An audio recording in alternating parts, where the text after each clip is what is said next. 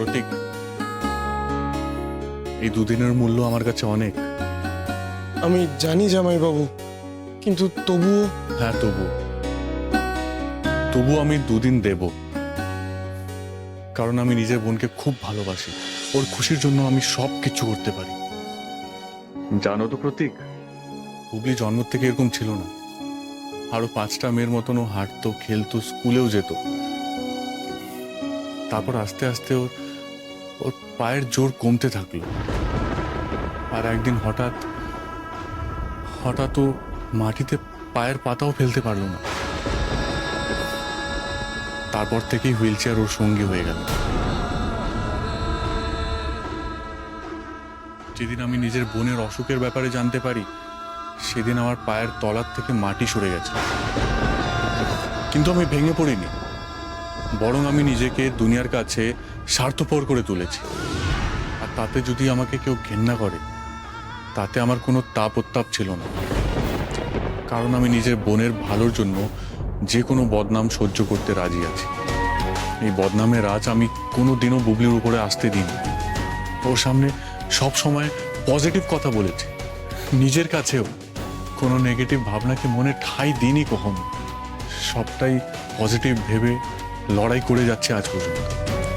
কিন্তু আমি নিজেও জানি না যে আমার বোন কোনোদিনও নিজের পায়ে দাঁড়াতে পারবে কি না।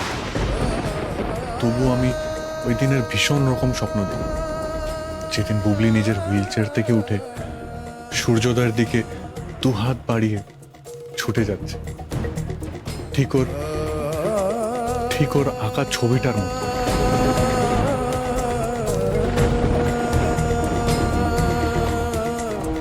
আর আমি এই কথাগুলো তোমাকে কেন বলছি তুমি নিশ্চয়ই বুঝতে পারছো।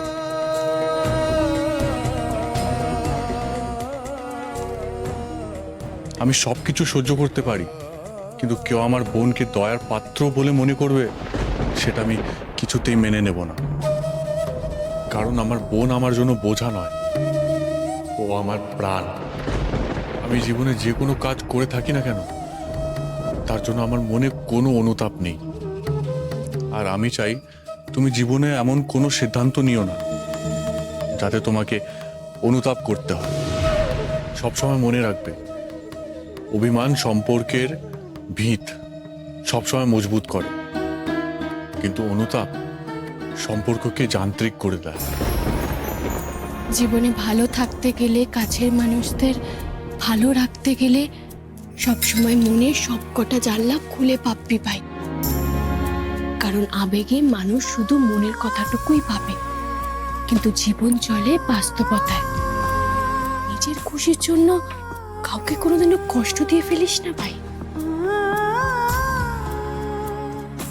না রে ছর্দি, আমার কোনো অনুতাপ নেই। আর এটাও জানি যে আমি মহান কেউ নই। শুধু আজকাল নিজেকে বড় ভাগ্যবান মনে হয় রে।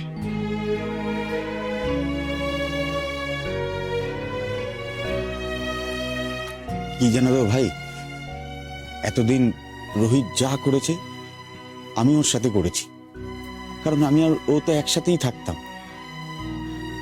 তো এখন ব্যাপারটা একটু আলাদা। এখন তো শুধু রোহিতের জন্য করলে হবে না, ওর জন্য আমি একটা পরিবার পেয়েছি। আমার গোটা একটা পরিবার রয়েছে। এখন রোহিতের বোন মানে আমারও বোন। রোহিত বুবলিকে যতটা ভালোবাসে আমিও ঠিক ততটাই ভালোবাসি, বিশ্বাস করো। তাই আমারও একটাই চাহিদা, আমার ওই ফুলের মতো বোনটার জীবনে যেন ভালোবাসার সম্মানে কখনো অভাব না পায়। ব্যাস, আমার শুধু এইটুকুই চাওয়া। তোমার চাওয়া আর আমার চাওয়ার মধ্যে না পল্টুদা একটুও পার্থক্য নেই গো।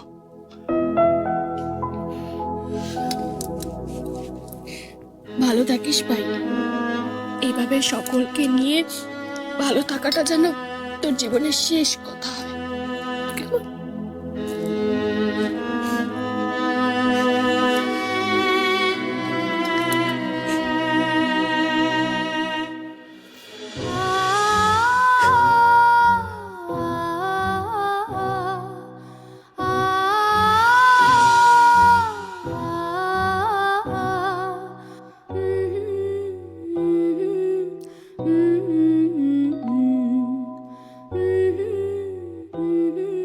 জানিস আমিও ভালো থাকবো রে ছোটদি।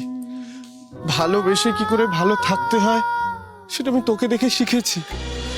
দেখিস আমিও পারবো। আর যদি কখনো কোনো অন্যায় করে ফেলি, তুই আমার কানটা ধরে আমার সঠিক রাস্তায় আনতে পারবি না? নিশ্চয়ই পারবো। তোর ভালোর জন্য আমরা সবাই তোর পাশে আছি। আর যেখানে আমার ভাই আর বৌদি আছে সেখানে আমিও আছি।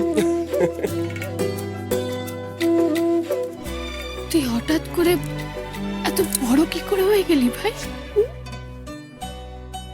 জামাইবাবুর পাশে থাকতে থাকতে তুইও ঠিক যেরকম ভাবে বড় হয়ে গেছিস। শুধু বড় হলেই হবে না প্রতীক, বড় হতে গেলে অনেক দায়িত্ব নিতে হবে। আর পৃথিবীর সবচেয়ে বড় দায়িত্বটা কি জানো? কাছের মানুষের মুখে হাসি ফোটানো, আর সেই হাসিকে ধরে রাখা। তোমার থেকে শিখেছি গুরু, কি করে চরম সংকটের মুহূর্তেও মানুষের মুখে হাসি ফোটানো যায়। আমি তোমাকে কথা দিচ্ছি জামাইবাবু, আমার জন্য কোনোদিন কেউ কখনো কষ্ট পাবে না। আর বুবলি তো নয়। সেই চেষ্টাই করো প্রতীক। হ্যাঁ, সে চেষ্টা তো করব, কিন্তু জামাইবাবু তুমি তখন থেকে আমাকে প্রতীক প্রতীক বলে ডাকছো কেন? মানে তুমি তো ওই ক্যালকুলাসটাও না গান গেয়ে শিখিয়ে দিতে পারো, কিন্তু ওই ভালোবাসার কথা শুনে তোমার ক্যারেক্টার কেন চেঞ্জ হয়ে যাচ্ছে?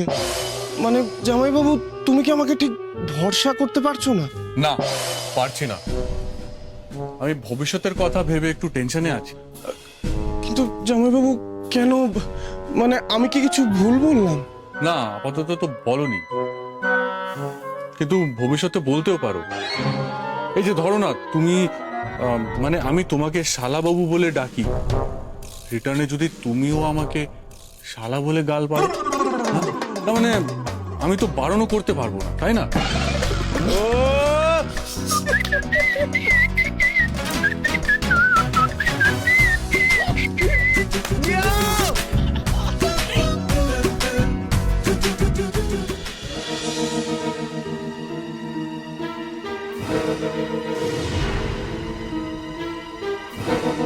সবার সামনে আমি যেভাবে অপদস্থ হয়েছি তার যথাযোগ্য জবাব আমি যতক্ষণ না দিতে পারছি ততক্ষণ আমার শান্তি নেই। সুদীপ সেন অপমান জমা রাখে না, জবাব আমি সুদী আসলে ফেরত দেবই দেব। এত মিষ্টি এত সুন্দর করে সেজেছ, ওপারে গোলাপ দেয়নি কেন?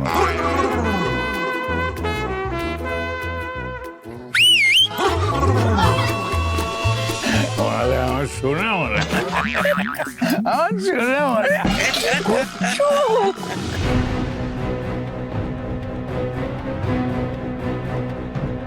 দাদা ডেকেছেন? হ্যাঁ, সত্যি বলছি দাদা, যা হয়েছিল তাতে আমার কোনো দোষ নেই, সব দোষ ওই লাড্ডু। তাই আমি লাড্ডু খাওয়াই ছেড়ে দিয়েছি। বাজে কথা শোনার ইচ্ছে আমার নেই ভীমা। বিশ্বাস করুন দাদা, আমি সত্যি কথা বলছি, এই আপনার দিব্যি। আহ, জ্ঞান জ্ঞান করিস না, যা বলছি তার জবাব দে। তুই তপাপদ্দারের অফিস চিনিস? অফিস, বাড়ি, ক্লাব, এমনকি মাথা ধরলে তপাপদ্দার কোন দোকান থেকে ওষুধ কেনে তাও জানি। আমাকে ওর অফিসে নিয়ে চলো। নিয়ে তো যেতে পারি দাদা, কিন্তু ওর তো দেখা পাবেন না। কেন? তপাপদ্দারের ডান হাত হচ্ছে জীব ভারী প্রদ্যুৎ। ও তপাপদ্দারকেও ভাট্রাম মেরেছে। এখন প্রদ্যুৎই সর্বে সর্বা। তপাপদ্দারের নামটা ধোপাবাড়ি পাঠিয়ে ধুয়ে মুছে সাফ করে দিয়েছে। বুঝেছি। কোথায় পাবো ওকে? কি কাজ আছে আপনি আমাকে বলুন, আমি করে দিয়ে আসছি। প্রদ্যুতের কাছে যাওয়াটা কিন্তু খুব রিস্কি ব্যাপার, কথা বললে মুখ দিয়ে থুতু চেটে। যেটা বলছি তার উত্তর দে, কোথায় পাওয়া যাবে ওকে? এখন তো মন্দিরে যায়, এখন বেরোলে রাস্তাতেই পেয়ে যাবো। তবে আবার আমি আপনাকে বলছি দাদা, ওর কাছে যাওয়াটা কিন্তু মারাত্মক হাইজেনিক রিস্ক। চল।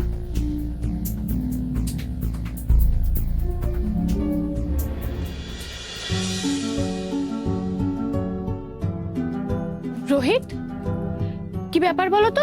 তুমি অসময় হঠাৎ করে চা চেয়ে পাঠালে? চা হচ্ছে তো। হচ্ছে তো? বাবা, আদরের ছোট জামাই চা চেয়েছে আর চা হবে না? তা কি হয় নাকি?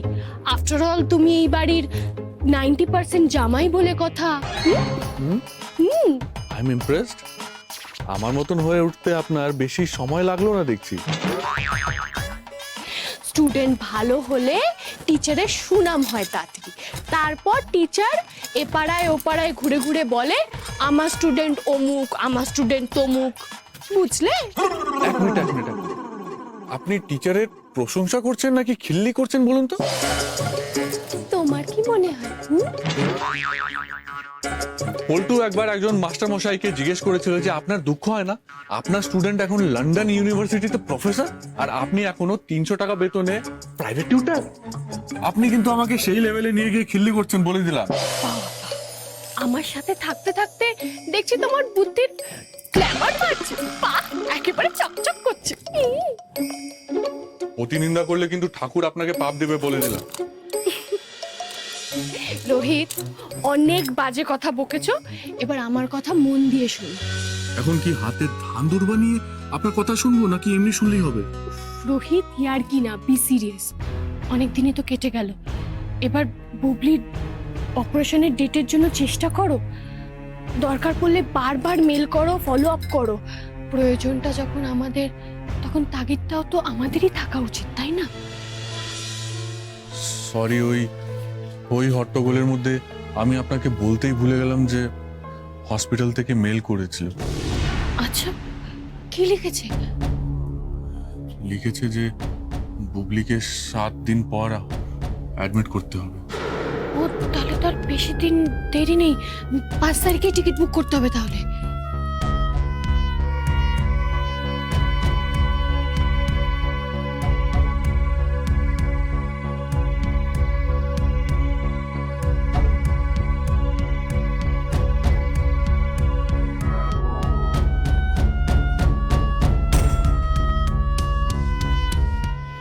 রোহিত, তুমি বলেছিলে না ইচ্ছে শক্তি আর পজিটিভ ভাবনা থাকলে সব যুদ্ধ জয় করা যায়।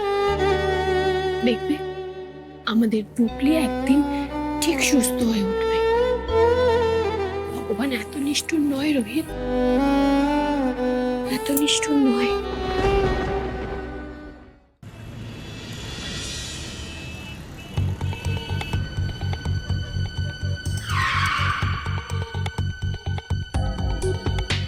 মাঝ রাস্তায় এরকম কাকতাড়ু আসে যে দাঁড়িয়ে আছেন কেন?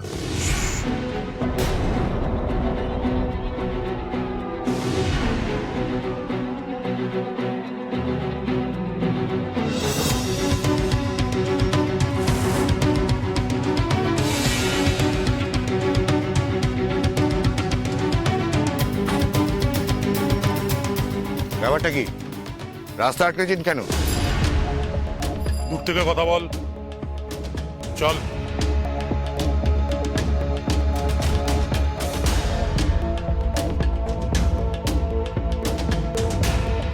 তোর অনেক কথা বলার আছে। দাদা তোকে কিছু প্রশ্ন করবে, ফটাফট উত্তর দিবি। সাইলেন্ট মুডে থাকবি তো চটাচট চাটি খাবি। কি কথা? শঙ্করবাবুর ছেলে রোহিতের থেকে আপনি বাড়ির দলিল বন্ধক নিয়েছেন? হ্যাঁ, নিয়েছি। দাদা আপনার কি? ওই দলিলটা আমার চাই। কত টাকা দাম রেখেছেন?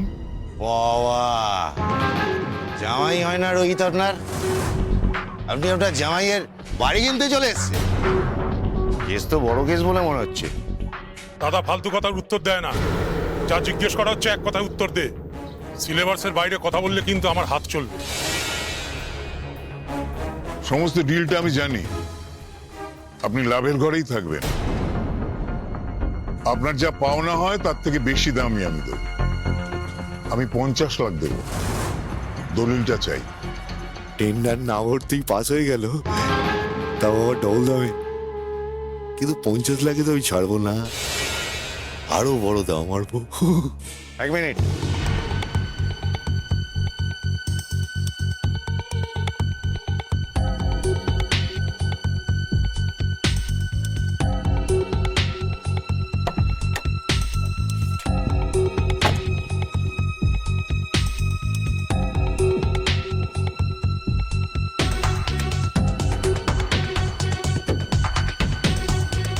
এদিকে আসো।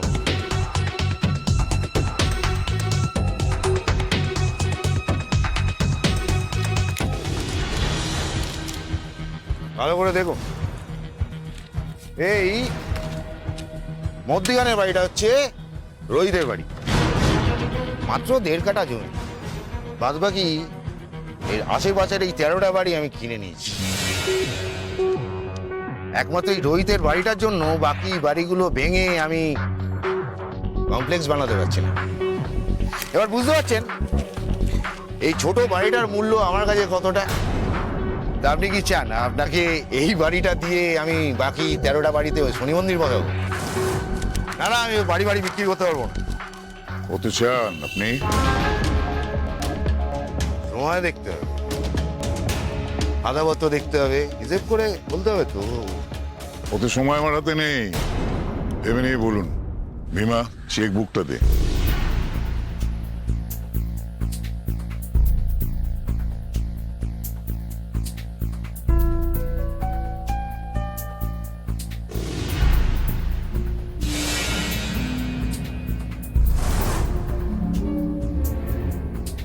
বলুন, দেরি হয়ে যাচ্ছে, আমার অন্য কাজ আছে।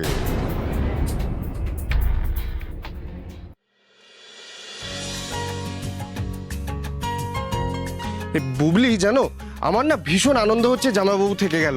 এরপর 2 দিন খুব হইচই করে কাটবে। হ্যাঁ, তা কাটবে। বুবলি, এখানে থেকে যেতে হচ্ছে বলে তোমার কি খারাপ লাগছে? না না, তেমন কিছু না। আসলে আমার না মায়ের জন্য খুব মন কেমন করছে। মাকে ছেড়ে পরপর এতগুলো দিন কোনোদিন থাকেনি তো। এখন থেকে একা থাকাটা অভ্যেস করে নিন ম্যাডাম। আর বুবলি, তাছাড়া তুমি তো এখন বড় হয়ে গেছো। অপারেশনের পর যখন তুমি একদম সুস্থ হয়ে যাবে, তখন তোমার দাদা তোমার বিয়ে দিয়ে দেবে। তখন কি করবে?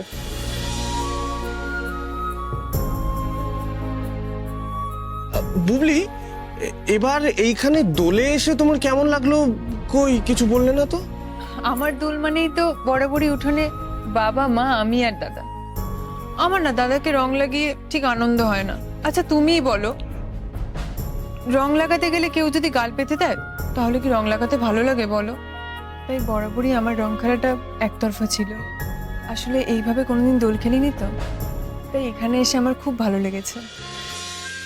আর তুমি এখানে এসেছো বলে আমারও খুব ভালো লেগেছে।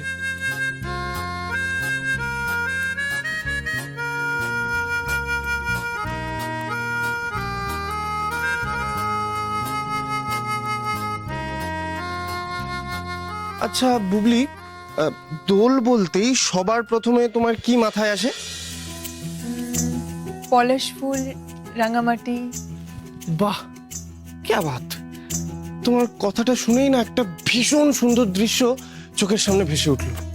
জানো তো, প্রকৃতি আমাদের জন্য নানা রঙের সম্ভার সাজিয়ে রেখেছে। তাই দোল বলতেই আমার প্রকৃতির কথাই মনে পড়ে। আমার না পলাশ ফুল খুব ভালো লাগে। আর দোল বলতেই তোমার মাথায় কি আসে? হইচই, কোকিল, আবির।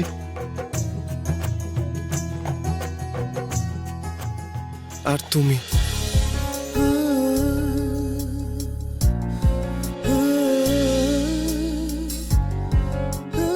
কি রে, তোরা কোথায় থাকিস বলতো? তোদের খিদে দিতে পায় না নাকি? বুবলি, একটা গুড নিউজ আছে। Good news? গুড নিউজ সবার জন্য না শুধুই বুবলির জন্য? আরে না দাদু, সকলের জন্য। হ্যাঁ, সকলের জন্য। হ্যাঁ। গুড নিউজ মুবারক হোক। যুধিষ্ঠির, মিঠাই লাও। বড় বৌমা, হ্যাঁ मैं आज 10 को मिठाई खाऊंगा। বাবা, আমারে দাবা রাখতে পাবো না। নাতি দেখেছি, নাতি ঘরে পুঁতি দেখে তবে ছাড়বো। উফ দাদু, তুমিও পারো। তুমি কি আর অন্য কোনো সাবজেক্ট খুঁজে পাও না? হ্যাঁ, গুড নিউজ মানে কি শুধু ডাইপার বদলানো আর ফিডিং বটল নাকি? হ্যাঁ,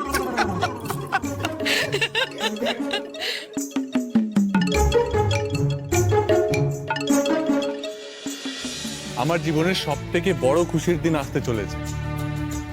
বুবলির অপারেশনের জন্য হসপিটাল থেকে ওর ভর্তির ডেট দিয়েছে।